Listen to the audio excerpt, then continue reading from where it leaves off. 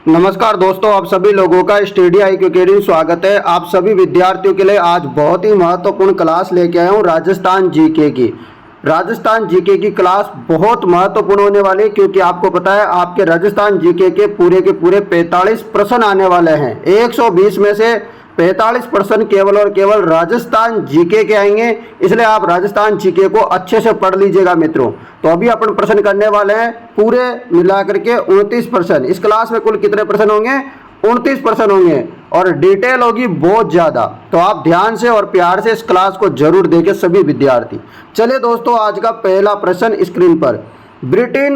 British काल के दौरान राजस्थान में खरड़ा क्या था? आपको बताना है कि ब्रिटिश काल के दौरान राजस्थान में खरड़ा क्या था। तो खरड़ा एक क्या था दोस्तों? श्रमजीवी जातियों से वसूल की जाने वाली जो राशि थी वह एक प्रकार की क्या थी? खरड़ा थी। तो आपको याद रखना है कि जो श्रमजीवी जातियां थी उनसे वसूल की जाने वाली राशि थी खरड़ा। अगला प्रश्न आप लोगों के लिए ये रहा, गग्गर का मैदान स्थित है। तो आपको पता होगा गग्गर का मैदान उत्तर की साइड में स्थित है। उत्तर में दो जिले पड़ते हैं, एक तो गंगानगर और हनुमानगढ़ जिला। गग्गर का मैदान कहाँ पर है? तो गग्गर का मैदान गंगानगर व हनुमानगढ़ जिलों में स्थित है और गग्गर नदी के किनारे कालीबंगा सभ्यता स्थित है। अगला प्रश्न, राजस्थान की भील जनजाति में गांव का मुखिया क्या कहलाता है? यानी कि जो राजस्थान की जो भील जनजाति होती है उसमें जो गांव का मुखिया होता है उसे क्या कहते हैं? तो गांव के मुखिया को भील जनजाति में कहते हैं गमेती। क्या कहते हैं? भील जनजाति में गांव के मुखिया को गमेती। तो कुछ और है इसी प्रकार की टर्म, उनको भी बता देता हूं। और आपको याद रखना है तदवी किसे कहते हैं? तदवी किसे कहते हैं? तो तदवी कहते हैं एक ही वंश से संबंधित भीलों के गांव का जो मुखिया होता है ना, एक ही वंश के वो उनसे संबंधित भीलों गांव के मुखिया को तदवी बोलते हैं। जबकि जो अपन ने किया है ना गमेती, ये जो बहुत सारे अनेक प्रकार के जो वंश होते हैं भीलों के, उनके गांव के जो मुखिया होता है उसको गमेती बोलते हैं। जबकि एक ही वंश के भीलों के गांव का मुखिया होता है उसको तदवी बोलते हैं। दूसरा आपको याद रखना है मुखी। मुखी किसे बोलते हैं? तो मुखी कहते हैं जो डामोर जनजाति का मुखिया होता है ना, उसे मुखी कहते हैं। जबकि आपसे पूछे कोतवाल, तो कोतवाल क्या होते हैं? तो सहरिया जनजाति का जो मुखिया होता है ना वो कोतवाल कहलाता है। सहलोत किसको कहते हैं? तो सहलोत होता है दोस्तों, सहलोत होता है गरासिया जनजाति का मुखिया। पटेल किसके मुखिया होते हैं? पटेल किसके को बोलते हैं? तो पटेल बोलते हैं मीणा व कंजरी जाति के जो मुखिया होते हैं उनको बोलते हैं पटेल। ठीक है मित्रों, चलिएगा अगला प्रश्न, राजस्थान में करौली जिले का गठन कब हुआ? यानी कि जो करौली जिला अस्तित्व में आया था ये कब आया था आपको बताना है। तो यह करौली जिला बना था कब? 19 जुलाई 1997 में। कब बना था? 19 जुलाई 1997 में करौली जिला बना। इसी प्रकार से कुछ और जिले उनके भी बारे में पूछा जा सकता है आपसे, तो याद रखना 26वां जिला कौन सा था? अजमेर बना। कब बना? 1 नवंबर 1980। 27वां जिला बना, कैसे याद रखोगे? 27वां जिला याद रखना है धौलपुर, 15 अप्रैल 1982 को। उसके अलावा 3 जिले याद रखने की ट्रिक है BDR, यानी कि अपन ने 26, 27 तो पढ़ लिया, ये 28वां, ये 29वां और ये 30वां।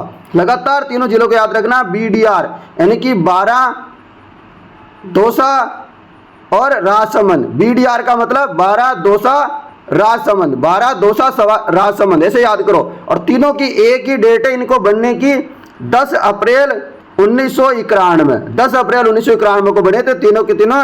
28, 29वां और 30वां जिला BDR, 12, दौसा और राजसमंद। उसके अलावा 31वां जिला बना करौली 19 जुलाई 1997 में।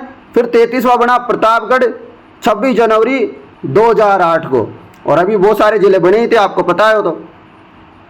चलो अगला प्रश्न, राठौड़ राजवंश के प्रथम शासक कौन थे?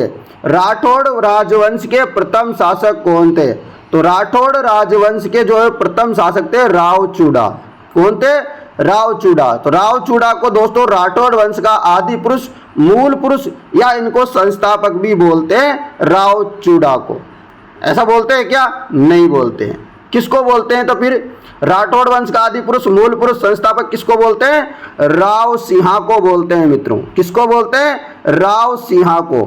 फिर राव चूड़ा को क्या बोलते हैं? वास्तविक संस्थापक या प्रथम शासक बोले तो राव चूड़ा को बोलते हैं। जबकि आदि पुरुष, मूल पुरुष, संस्थापक आ जाए तो राव सिंहा याद रखना। दोनों में बहुत ज्यादा कंफ्यूजन होता है, याद रखना। वास्तविक संस्थापक राव चूड़ा। और यदि आपसे पूछे कि जोधपुर शहर का निर्माण किसने करवाया, जोधपुर किले का निर्माण किसने करवाया, तो राव जोधा ने करवाया। ये प्रश्न अभी जेल प्रहरी का जो एग्जाम हुआ था ना, उसमें भी आया था कि जोधपुर का निर्माण किसने करवाया, तो राव जोधा, याद रखना। अगला प्रश्न, राजस्थान उच्च न्यायालय के पहले मुख्य न्यायाधीश कौन थे? राजस्थान उच्च न्यायालय के पहले मुख्य न्यायाधीश कौन थे?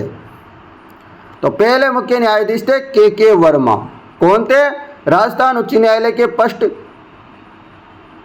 मुख्य न्यायाधीश कौन थे? के वर्मा थे मित्रों। अगला प्रश्न, ये रहा आपके लिए अगला प्रश्न। चलिए, इधर ग्रंथ दे रखा है, इधर लेखक दे रखा है। अब आपके प्रश्न जो आएंगे ना फोर्थ क्लास में, वो एक एक क्वेश्चन आएगा। जैसे पृथ्वीराज रासो किसने लिखा, वीर विनोद किसने लिखा, बातारी फुलवारी किसने लिखा, ये केवल एक प्रश्न आएगा। परंतु मैं एक साथ तीन तीन प्रश्न आपको करवा रहा हूं, तो ध्यान से पढ़ना। बताओ, पृथ्वीराज रासो लिखा था चंद्रबरदाई ने। पृथ्वीराज रासो किसकी रचना है? चंद्रबरदाई की। वीर विनोद किसकी है? तो ये है कवि राजा श्यामल दास की। बातारी फुलवारी किसकी है? विजय दान देता की। ये तीनों लेखक जो है बहुत इंपॉर्टेंट है, और तीनों पुस्तकें बहुत इंपॉर्टेंट है। पृथ्वीराज रासो आ जाए, चंद्रबरदाई याद रखना। वीर विनोद श्यामल दास, बातारी फुलवारी विजय दान देता। ऑप्शन नंबर ब सही हो जाएगा। अगला प्रश्न आप लोगों के लिए ये रहा मित्रों।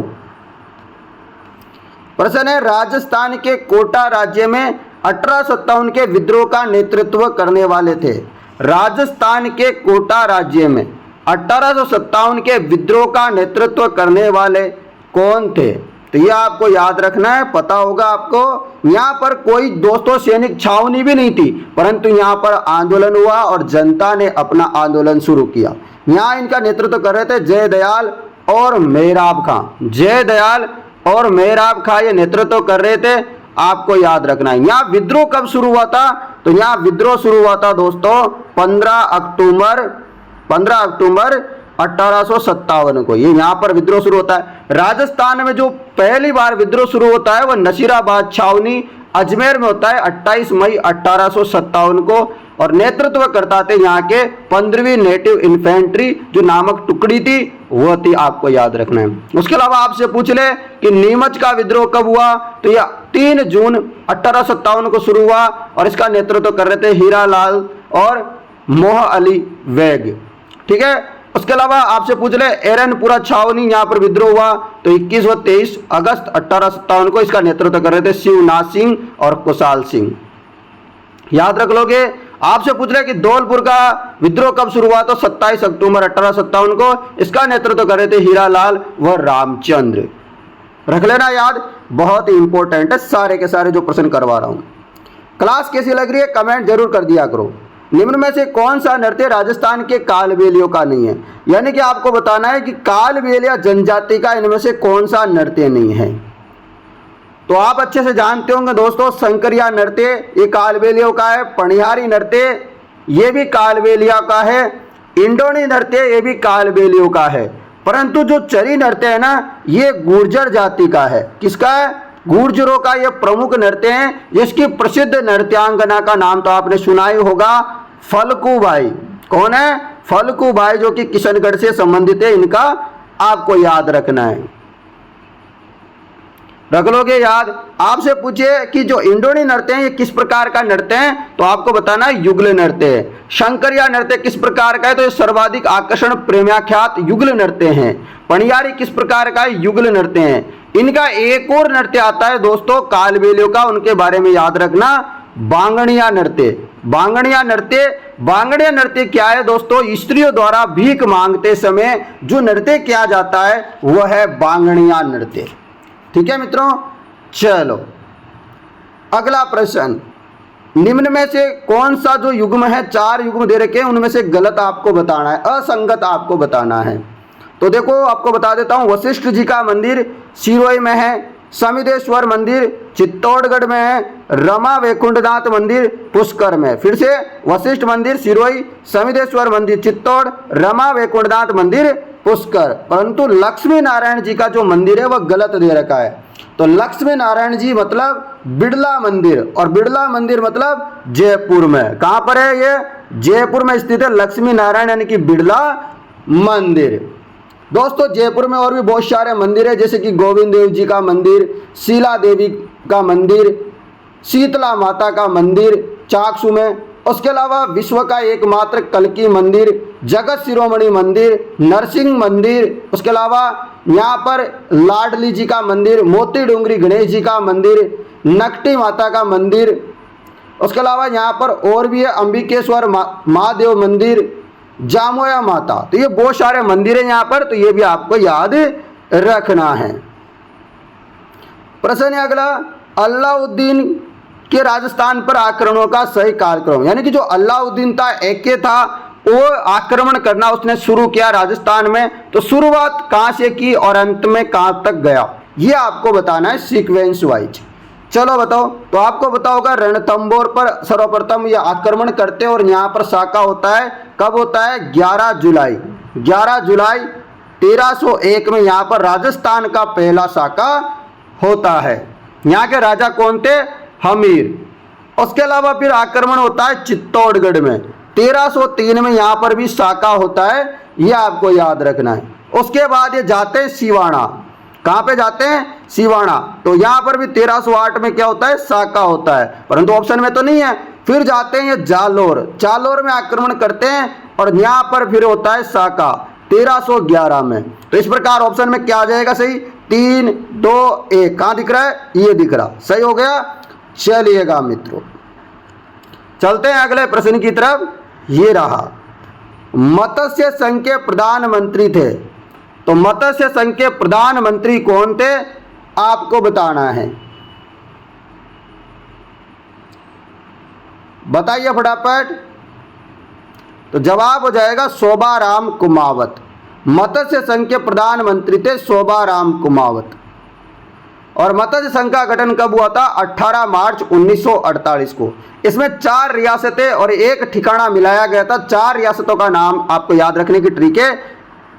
क्या ट्रिक है? ABCD, यानी कि अलवर, भरतपुर, धौलपुर, करौली। ठीक है, अलवर, भरतपुर, करौली, धौलपुर, याद रख लोगे। उसके अलावा एक ठिकाना था नीमराणा। यहाँ के राज प्रमुख आपसे पूछे कि राज प्रमुख कौन थे, तो राज प्रमुख पूछे तो उदयभान सिंह। कौन से भान सिंह? उदयभान सिंह थे धौलपुर के। और उपराज प्रमुख पूछे तो करौली के राजा थे गणेश पाल। और प्रधानमंत्री की बात करें तो शोभाराम कुमावत थे अलवर के। और वार्षिक आय कितनी थी? एक बार 100 क्वेश्चन आया है। तो मत्स्य संघ की वार्षिक आय थी 184 लाख, और मेवाड़ की कितनी थी? 3 करोड़, 3 लाख करोड़, सॉरी 3 करोड़ थी, है ना? बिल्कुल। चलिए अब बताइए आप लोगों के लिए यहाँ पर सूची फर्स्ट, सूची सेकंड दे रखा है। जैसे वन्य जीव अभ्यारण्य दे रखा है एक सूची में, एक में स्थान दे रखा है। आपको क्या करना है? मिला देना है इनको। चलो मिलाओ फटाफट और बताओ जवाब। मरु राष्ट्रीय उद्यान, तो मरु राष्ट्रीय उद्यान है आपके जैसलमेर में। कहां पर है? जैसलमेर में। ताल छापर कहाँ है? जहां पर काले हिरण भी मिलते हैं, चूरू में। फुलवाड़ी की नाल कहाँ पर है? यह है उदयपुर में। बंदे वारेटा कहाँ है? ये भजन लाल जी के जिले में, भरतपुर में। तो ऑप्शन अपना कौन सा सही हो जाएगा? अपना ऑप्शन नंबर सी सही होगा। चलो, और आपके एग्जाम में क्वेश्चन ऐसे आएगा, बंद वारेटा कहाँ है? भरतपुर। फुलवाड़ी की नाल वाला कहाँ है? उदयपुर। ताल छापर कहाँ है? चूरू। मरु राष्ट्रीय उद्यान कहाँ है? ऐसे क्वेश्चन आएंगे जैसलमेर।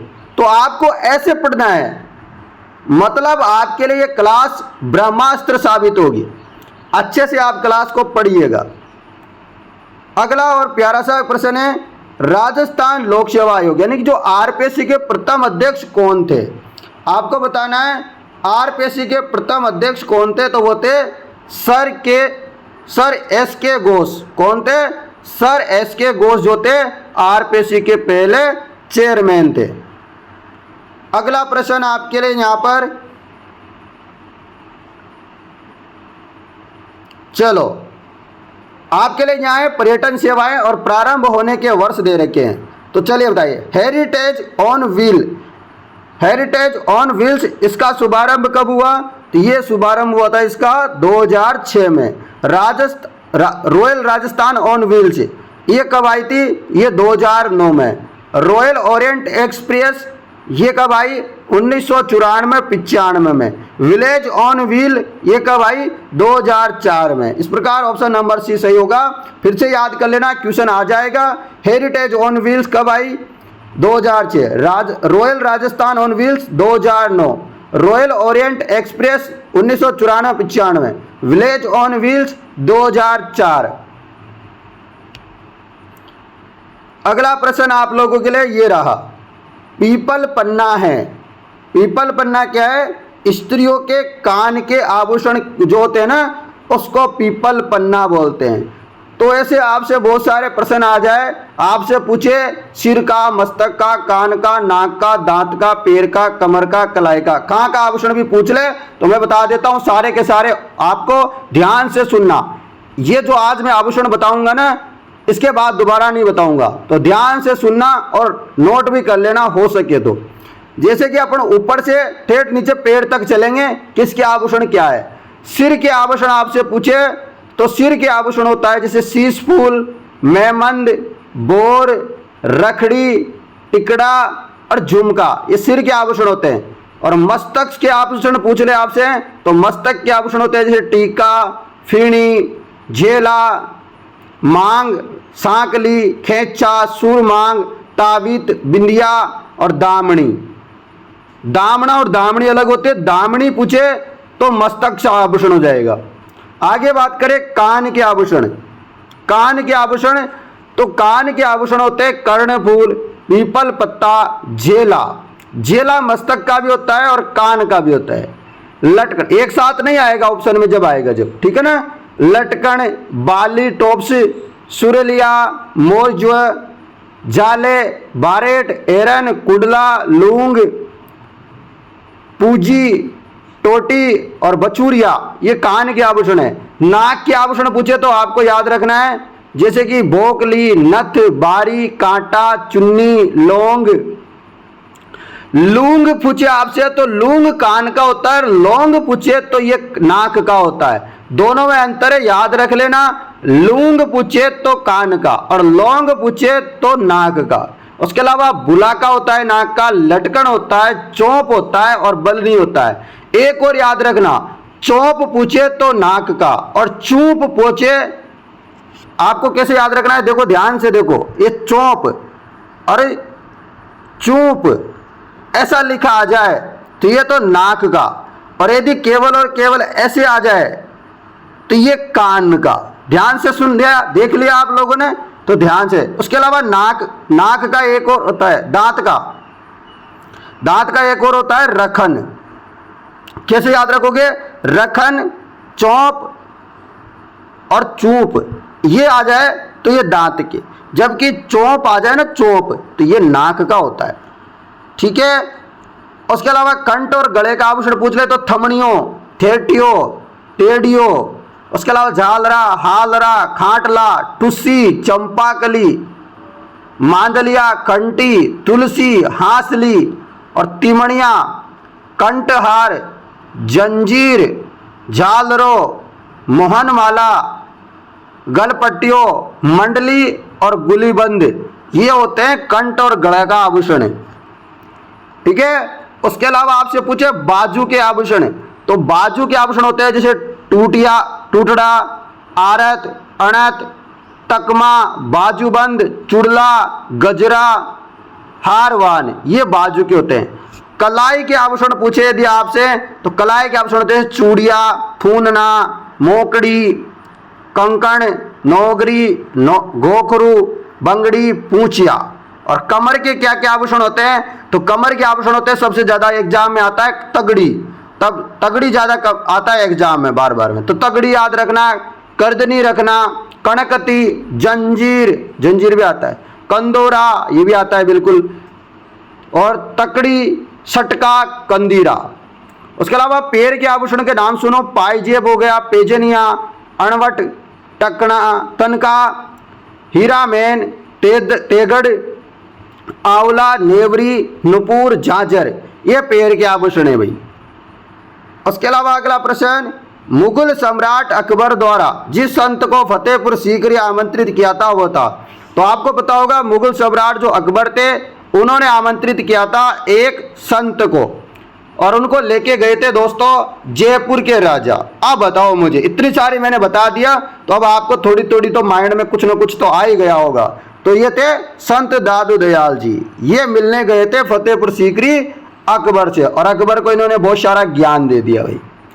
आपको याद रखना है दादू दयाल दादू पंथ के क्या थे, संस्थापक थे। इनको दोस्तों राजस्थान का क्या कहते हैं, कबीर भी कहते हैं, और इनकी प्रमुख पीठ कहाँ है, नारायणा, जयपुर में प्रमुख पीठ है दादू दयाल जी की।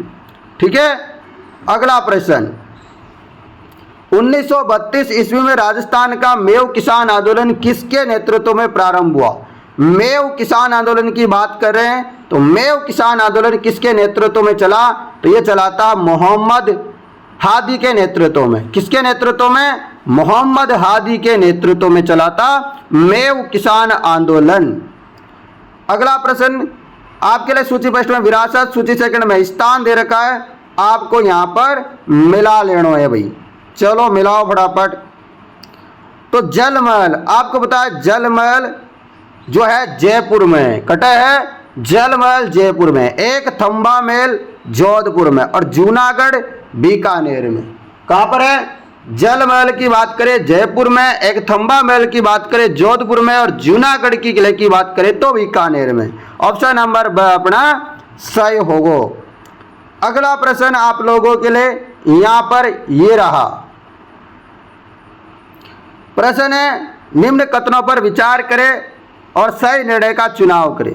तो चलो करते हैं। राजस्थान की पंचायतों एवं नगर पालिकाओं के चुनाव के लिए निर्वाचन सूची तैयार करना, ये किसका काम है, राज्य निर्वाचन आयोग का। सत्य बात है, पंचायतों एवं नगर पालिकाओं के लिए चुनाव संपन्न कराना ये भी अपने राज्य निर्वाचन आयोग का काम है, जबकि भारतीय निर्वाचन आयोग द्वारा प्रस्तुत निर्वाचन सूची का चयन और तैयार करने का कार्य ये अपने राजस्थान चुनाव आयोग का कार्य नहीं है। यानी कि एक और दो दोनों सही होगा, ऑप्शन नंबर डी सही होगा। अगला प्रश्न, राजस्थान में कामड़ जाति के लोगों द्वारा निम्न में से कौन सा संगीत वाद्य बजाया जाता है, और आपको पता होगा ये 13 ताली नृत्य भी करते हैं। क्या करते हैं मित्रों, 13 ताली नृत्य भी करते हैं। और ये कौन सा वाद्य यंत्र बजाते हैं, तंदूरा बजाते हैं। ये क्या बजाते हैं, तंदूरा बजाते हैं, और मंजीरे का भी उपयोग करते हैं, आपको याद रखना है। रख लोगे, चलेगा मित्रों। अगले प्रश्न में प्रश्न है राजस्थान के संदर्भ में पचेवड़ा क्या है। राजस्थान के संदर्भ में पचेवड़ा होता है मोटी सूती शॉल। जो मोटी सूती शॉल होती है ना वो होता है पचेवड़ा। ठीक है मित्रों, चलिएगा।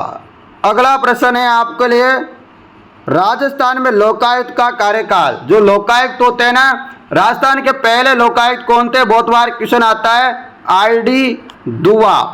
आरडी दुआ राजस्थान के पहले लोकायुक्त थे, आपको याद रखना है। और वर्तमान में कौन है, कमेंट करके बताओगे मुझे, अधिक से अधिक विद्यार्थी बताओ।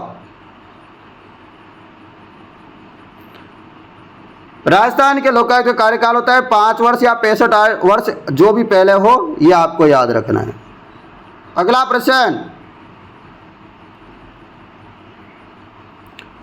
है लाल्या काल्या मेला आयोजित होता है।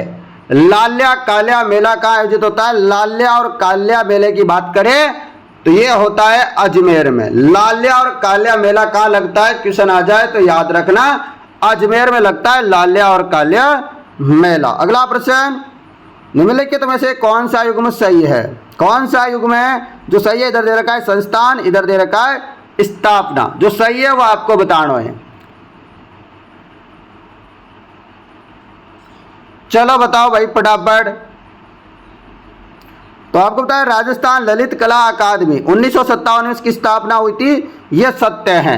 जबकि आपसे पूछे जयपुर कथक केंद्र की स्थापना कब हुई, तो याद रखना 1978 में हुई। जयपुर कथक केंद्र की स्थापना होती है 1978 में। और राजस्थान हिंदी ग्रंथ अकादमी की स्थापना होती है मित्रों 1968 में। कब होती है? 1968 में। जबकि राजस्थान संस्कृत अकादमी की स्थापना होती है 1982 में। तो आपको मैंने सारे के सारे बता दिए। आशा करता हूं आपको क्लास मेरे साथ पसंद आ रही होगी। अगला प्रश्न आपके लिए लीजिए, प्रस्तुत है प्रश्न, राजस्थान के मुख्यमंत्री के रूप में निम्न से किस युग में सर्वाधिक बार शपथ ली?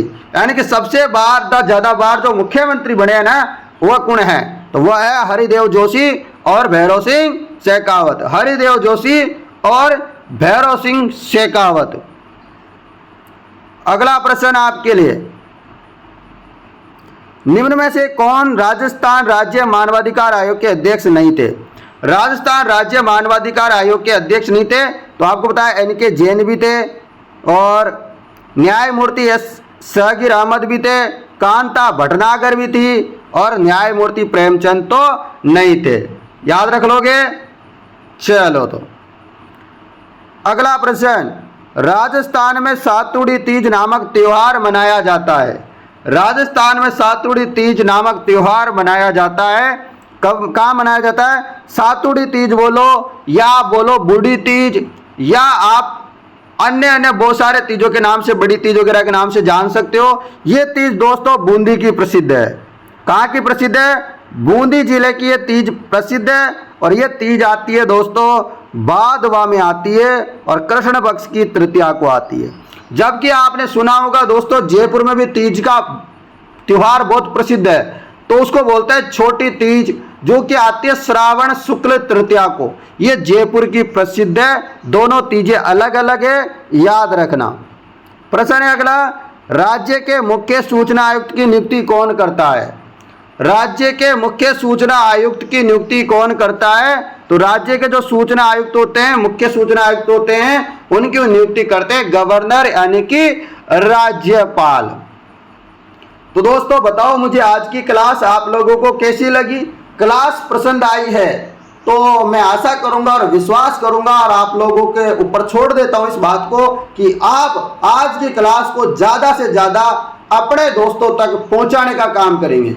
दोस्तों आप किसी और का भला करने की सोचोगे तो आपके साथ अपने आप भला हो जाएगा, चिंता मत करो। आप क्लास को शेयर किया करो, ऐसे मत सोचा करो कि सर मैं क्लास को शेयर कर दूंगा तो मेरा दोस्त पढ़ लेगा, वो ज्यादा पढ़ जाएगा और उसके ज्यादा नंबर आ जाएंगे। ऐसा कुछ नहीं होता मित्र। आप जितना पढ़ोगे उतना ही आपको याद होगा। आप क्लास को 2 बार देखो, 3 बार देखो, मैं बता रहा हूं रट्टा मार लो आप क्लास का। जब एग्जाम होगा ना आपको खुद को रिजल्ट दिखेगा कि अपना जो रिजल्ट है, स्कोर है, वो बहुत अच्छा हुआ है, अपना सिलेक्शन हो गया है। ठीक है ना? तो आपको जितना बेस्ट हो सके उतना अच्छा करना है। तो चलिए दोस्तों मुलाकात करते हैं आप लोगों से कल शाम को 7 बजे इसी प्रकार की एक और नई क्लास में। तब तक जय हिंद दोस्तों, जय भारत, जय जवान, जय किसान मित्रों।